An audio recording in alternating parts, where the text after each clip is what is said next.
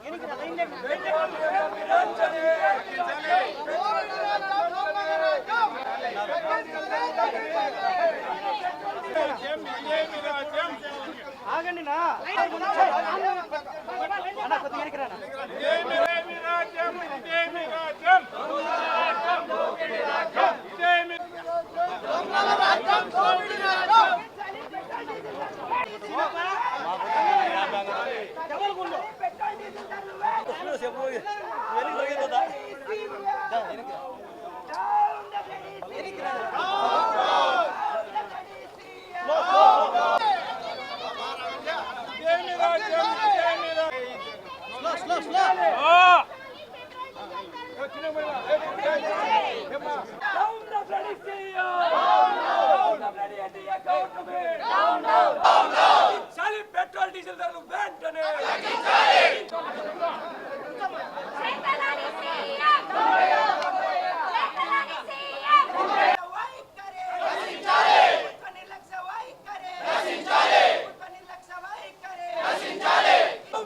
ప్రశ్నించలేని Pawan Kalyan NDA government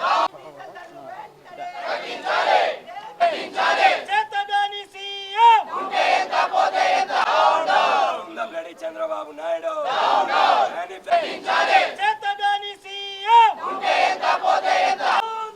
Chandrababu కూటమి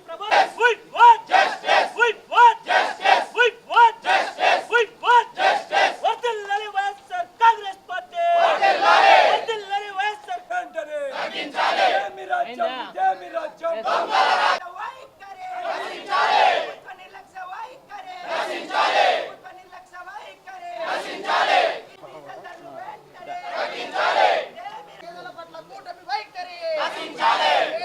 రాష్ట్రంలో కాదు దేశవ్యాప్తంగా పెట్రోల్ డీజిల్ ధరలు పెంచి సామాన్యుడి నడ్డి విరచడాన్ని తీవ్రంగా ఖండిస్తూ ఉన్నాం.